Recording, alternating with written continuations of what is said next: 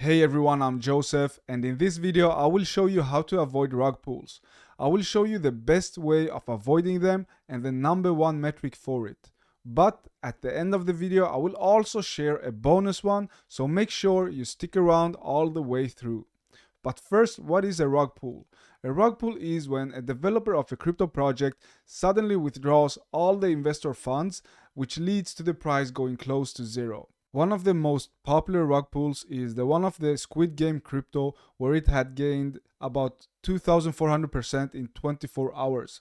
The developers used the Squid Game show to build hype around the token, and that led to the price went up from a few cents to a few $1,000s. The developers then withdrew all of the investor funds and crashed the price completely. They walked away with over $3 million. So how do you avoid rug pulls? You can check the DEX score, you can check liquidity if it's locked or not, you can see the amount of holders and buyers and so much more. But the absolute best way is to check social media and the project's channels on social media.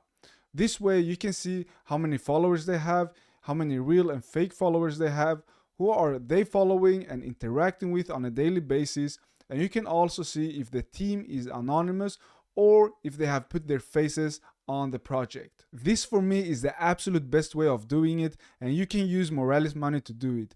Now if you haven't used Moralis money before, it is the best tool out there and the easiest tool out there for finding great altcoins very early and minimizing the risk of getting scammed.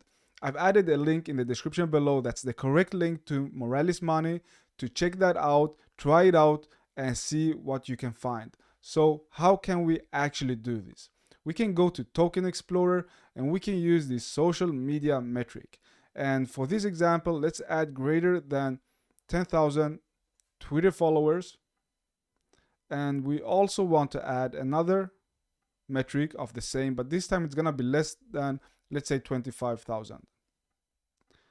And run this query. Let's see what we're getting. How big is this list? So it's quite big, as you can imagine. And we can see from here the DEX score, as we mentioned before, the higher the better. And then we can also see the market cap, holders, if it's increasing or decreasing for the last week, or even go as low as 10 minutes if we want to. The same for buyers, experienced buyers, liquidity, and so many more metrics. But from here, let's take, for example, this Fanta. Okay, so it's 9 days old. This token was minted 9 days ago. So let's open this in a new tab.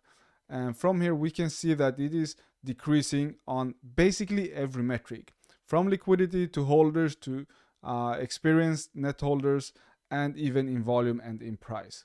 And below we can see the graph, and it shows exactly that the price and the graph is decreasing by quite a lot. And just to tie it all together, we can see their social media channels, 17,000 followers. And if we scroll down, we can see that they are posting quite frequently. And we can see what they are posting, and they're actually getting quite good traction, to be honest, because their views is about 10k, 6.5k. Now I have no idea if you can fake this and if this is real or fake, but that's quite good numbers.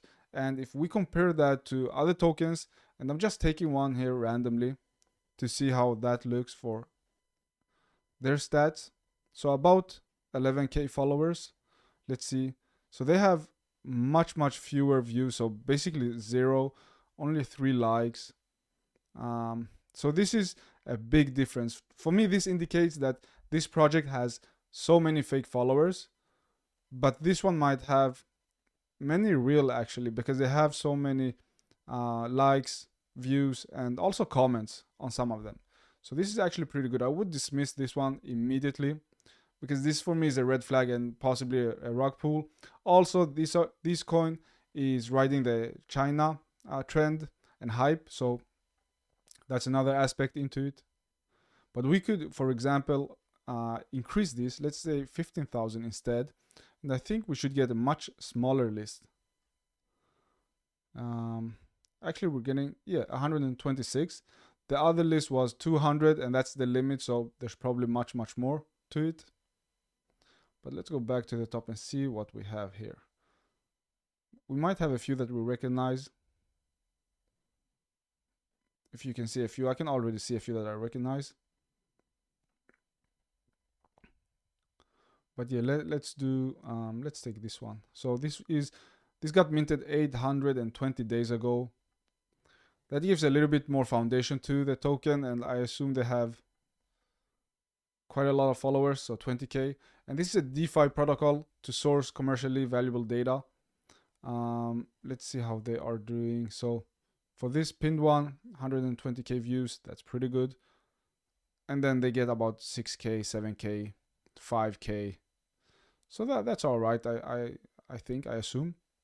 But this is a very good metric to see. You can even go deep into this. For example, you can go into their website and go to their like about section and see what they have there. They don't have an about section, maybe. I guess not. But you can see who are they following. You can do some research on these as well and see, okay, who are these people, these companies, what do they do, and why do they follow them and stuff like that. Let's actually increase this one to 20. See what we're getting.